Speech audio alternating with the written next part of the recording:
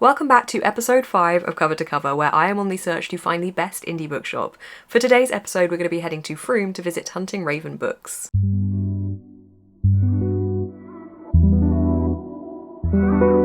This bookshop looks so cozy and cute and wholesome, and I'm so excited to go. I've never actually been to Froome, so this is going to be my first time not only going to Froome but also to Hunting Raven Books. This bookshop has thousands of books on offer, but it also offers an overnight ordering service for any titles that they don't have in stock. This bookshop also has their own book club, which looks so cute. It's a pre-publication book club and it's called Proof Pudding Club, which that name, I love it.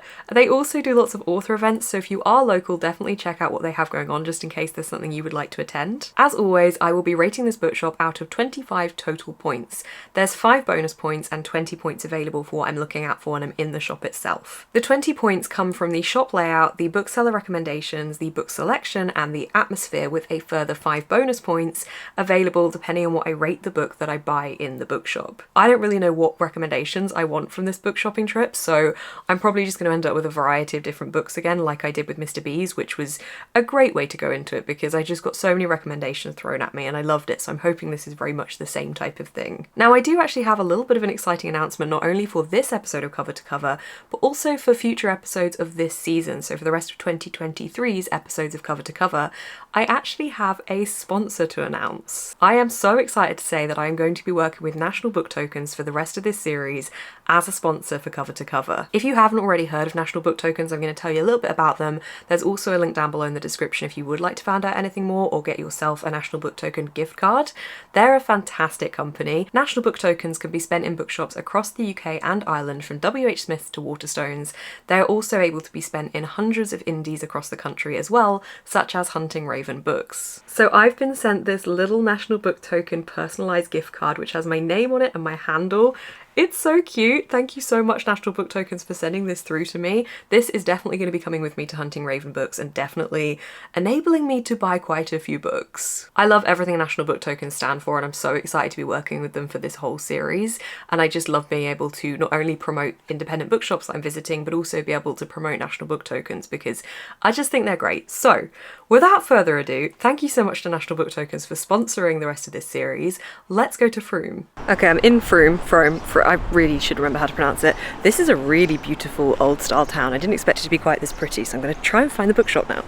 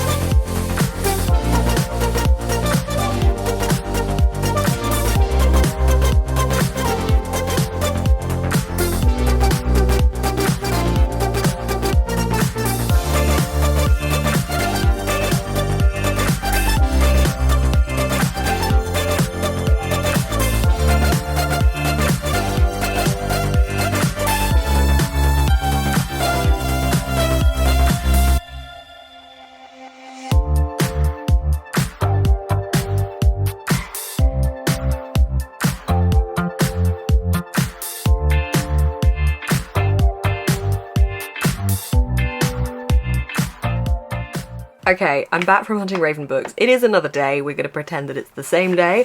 I bought some books and I'm going to talk to you about the bookshop. Right, I bought 4 books. I'm pretty excited about them. There's quite a range here, so I'm gonna go through which ones I got. So the first one is one that one of the booksellers recommended me, and this is Early Riser by Jasper Fforde. I've read The Air Affair by Jasper Fforde, and I really enjoyed the obscurities of that and how unique and creative it was, so I'm hoping that that kind of sets the bar for what to expect from Jasper Fforde's writing. Hadn't heard of this one, but it sounds quite interesting. I think it's alternate universe, dream I don't know if it's a magic system or just the dreams are involved in the plot of this book, and I like it when dreams are brought into books like that. So this is set in a world where every winter the human population hibernates, which doesn't sound too bad because I don't like the winter very much. This is following our main character. Now the blurb reads this as if the reader is the main character, which is interesting. So it says that during the 4 months of hibernation, the nation is a snow-draped landscape devoid of human activity. Well, not quite.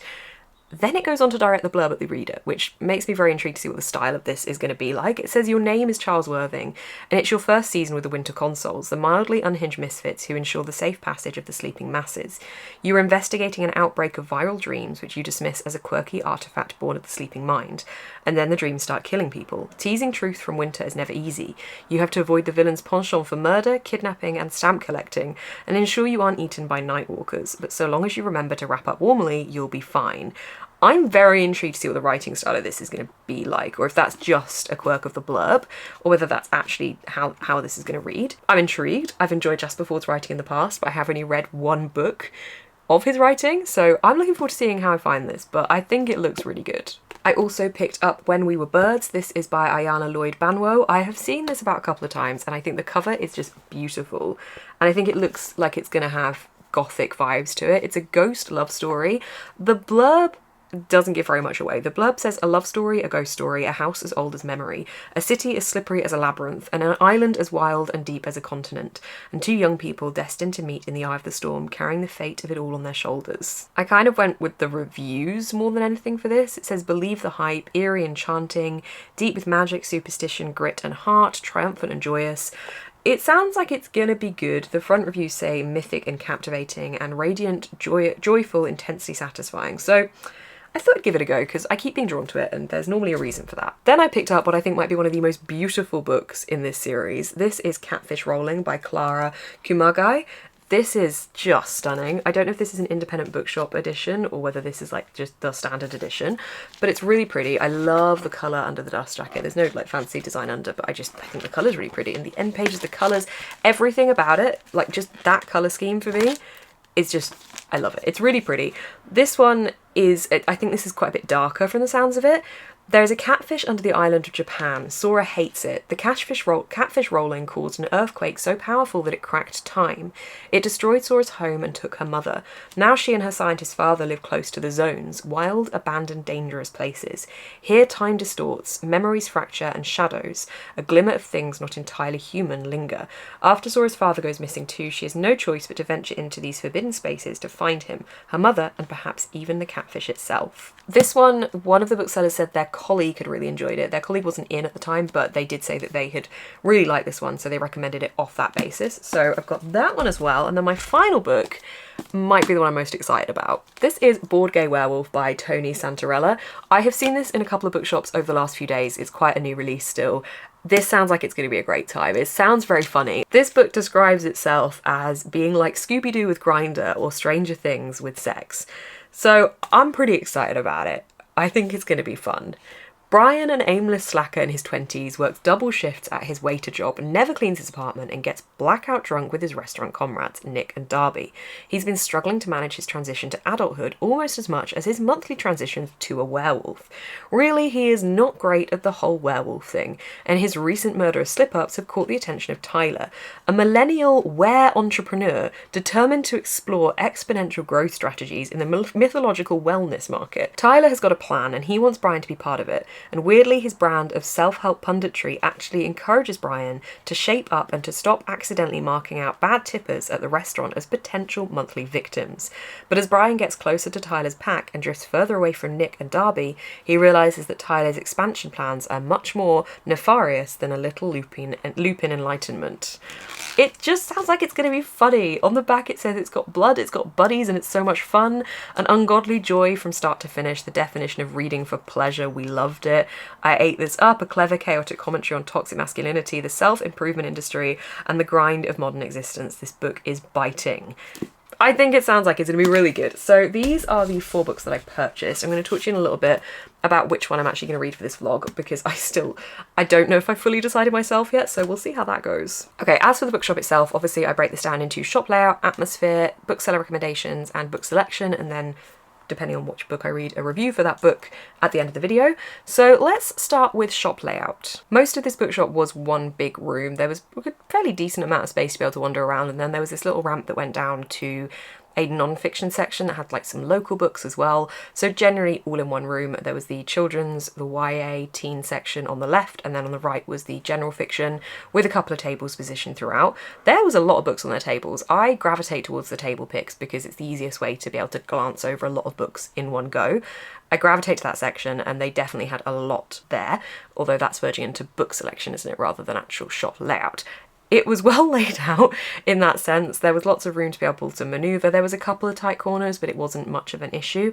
And I think generally it felt like a pretty decent open space. So I gave it a 4 for shop layout. Atmosphere next. So comparing this to the other bookshops I've been to, the atmosphere wasn't quite as strong as with those other bookshops. I felt like it didn't have the kind of little uniqueness about it that those other ones all had.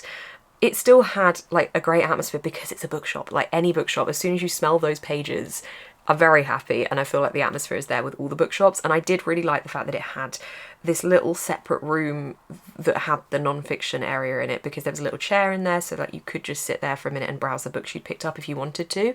And I liked the enclosedness of that smaller room. For me, I just felt like it just wasn't quite hitting on the atmosphere. It was still a really lovely bookshop and had a really fantastic vibe to it because it's a bookshop, but I gave the atmosphere 3 out of 5. Bookseller recommendations. So obviously I have got these books. These ones were all ones I was chatting to the booksellers about. I did ask, there were 2 booksellers working, I did ask them for recommendations, and they definitely seemed a little bit hesitant when giving me the recommendations.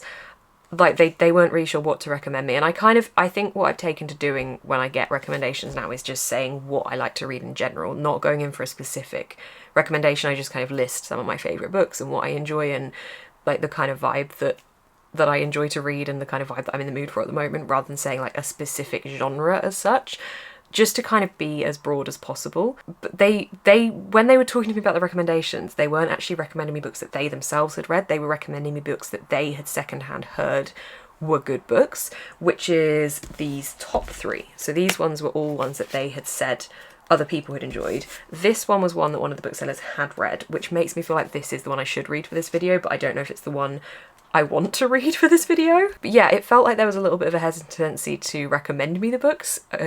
I don't know whether it was because they were busier. I did try and go at the quietest point, but I don't know. But I have given them 3 out of 5 for bookseller recommendations, because I did get recommendations from them. It just wasn't books that they'd necessarily read, which is what I was hoping for, because I think when I went to Mr. B's, I was chatting with the bookseller there, and they said that the perk of visiting independent bookshops is that every indie has a different taste and has a different approach to the books that they read, and you get this personalised touch with independent bookshops when you get the recommendations, and I think that's what I was hoping for, and I just didn't quite get that. Book selection, they had a really decent book selection. I kind of went into this earlier, but the tables were huge. They had loads of selections there.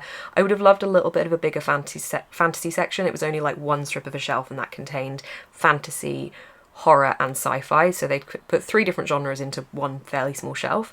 Massive kids section, teen YA section was really decent as well, and then there was like the whole half of the shop that was dedicated to fiction. There was a couple of the I assume independent bookshop special editions of books, but just generally like beautiful special edition of books, paperback and hardback. They had some really beautiful sprayed edges. Just generally there was a really decent selection of books. I think that there could have, as I said, been a little bit of an expansion around the fantasy selection, and they had a similar amount of space for crime, but that was a whole shelf for crime, whereas obviously fantasy was fantasy, sci-fi and horror. But all in all, pretty good book selection. I gave it a 4 out of 5. So in terms of what book I'm going to read for this video, I don't know. So I know Jasper Fforde, Early Riser, this is the only one that one of them had read when they recommended it to me, so I feel like that, for that reason, should be that one. I don't think it's going to be When We Were Birds or Catfish Rolling for this video, but I really fancy reading Board Gay Werewolf, and it fits really nicely into Pride. I don't know. It's going to be one of these 2, definitely. I might let my Patreons decide, possibly. I'm not sure. I'm leaning towards this one because this is what I fancy the most. And this was one that the bookseller and I chatted about for a while, and they said that they were really looking forward to reading it because they'd heard really good things about it. I think I am going to go for this one. What's it like under the dust jacket? I might take the the cover, the dust jacket off. I don't know how I feel about the cover of this one. I haven't really stared at it for a long period of time. I'm not really sure how I feel about the cover, but I feel like it probably represents the fun vibe that this book is going to be. So I think I'm going to go for this one. I think that is my plan. So that's a little look so far at Hunting Raven books. I will get back to you when I've read a little bit of probably this book, but maybe this book. Who knows? Okay, I actually forgot to give you an overall score of the bookshop as a whole so far, so I'm just coming back in to do that. So out of 20 at the moment, this bookshop is sat on 14 with a further 5 bonus points available depending on whatever I rate Board Gay Werewolf, which is definitely the book I'm reading. I'm being decisive. This is the one I fancy the most, and I think that therefore is going to give it the best chance of hopefully being a highly rated book. Also, can I just say, I felt so cool going around with my little National Book Tokens gift card, which had my name on it, and it looked so official, and I gave it over, and that helped me get all of these books for this trip, so that was very exciting. And thank you again to National Book Tokens for sponsoring this series. Okay, it has been a couple of days and I have finished Board Gay Werewolf by Tony Santarella. So this was the book I chose to read having gone to Hunting Raven books in Froome or Frome, I need to remember the pronunciation. This is the book that I went for. I did buy a couple of other books there, but I fancied this one because I'd seen it about a couple of times. It'd been recommended in the bookshop, so I thought I would give it a go, especially as it's Pride at the moment, and obviously this is an LGBTQIA+ book, and it definitely had some really great themes within it as well. Let me go through my thoughts. Right, so the tone of this book felt like it was constantly changing. It was definitely sold to me as a comical, satirical, dark, yet still funny book. The cover definitely gives this kind of gritty, grimy feel to it, and I think it definitely reflected that within the book. It didn't feel like there was much moment of light relief or anything like that, and I think what I'm coming to the realization of is that I do need something of a light relief in my books. So my review for this is going to be one of those things where I think for this book, it wasn't one for me, unfortunately. I objectively can see that it's a good book, and I think if you're in the mood for this kind of thing, it might work for you. I didn't not enjoy it, but I just didn't love it as much as I hoped to, and I think I'm realising that I do need to have this kind of spark of hope and joy in the books that I read. We did get that a little tiny bit in this book through Brian's friends. So Brian is the main character. He's experiencing the changes with becoming a werewolf and is trying to be like brought into this strange kind of pyramid scheme-esque group by this other werewolf that he's met, and it's all a bit strange. He's in a bit of a difficult spot anyway if you remove the werewolf thing from everything, and he's just feeling a little bit lost with it all. So he has 2 friends, Darby and Nick, who are both working with him at this cafe that he works at, and both Darby and Nick I feel like added, for me, the moments of hope and the moments of joy, especially Darby. I really enjoyed reading about them. I think they were just such a good character, and both of them, both Darby and Nick, just contributed to giving me the little moments of excitement when they came into each scene. So I think that they definitely helped my enjoyment of the book. I will also say I did pick the audiobook up about 50 or so pages into this. I just wasn't vibing with it when I was reading it physically, but actually the audiobook really helped as well, and it helped, I think, put across some of the humour in a different way because of how the narrator had read it. So I did enjoy it more once I picked the audiobook up, and I think that really helped, and I'm glad I did that. This is very cleverly satirical, and it has a lot of talk about toxic masculinity and gender stereotypes as well, which I think were really interesting conversations for this book to get involved in. So it certainly isn't just humorous, it has very clever observational moments in it as well. I felt like it was a bit of a roller coaster reading experience, to be honest. One minute I was like, I'm not bothered by picking it up. The next minute I was listening to it all in one go. I don't know, it felt very roller coastery to me, where the tone couldn't quite decide where it was going. I assume from the ending as well that there's gonna be a sequel. I don't know. I don't know where I sit with it. I think my conclusion is it's one of those books where it was well written and it was clearly very cleverly thought out, but I think it wasn't for me at the time. I think I thought this was the vibe I wanted to go for, but it wasn't quite hitting. So I gave it a 3.5 out of 5. The way I kind of view ratings from like 3 upwards, 3 is like it was a pretty average reading experience, 4 was a really good reading experience, and 5 was just like phenomenal, nothing can top it reading experience.